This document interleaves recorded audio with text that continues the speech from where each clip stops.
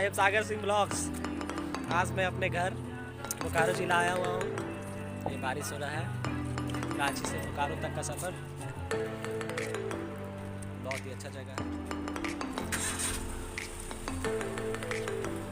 खूबसूरत जगह है। ये हमारा ताप्ती नदी है। देखिए ये नदी जाके बंगाल से मिलती है। बहुत बड़ा नदी है ये नदी, बंगाल से जाके मिलती है। बोकारो का पुसो है।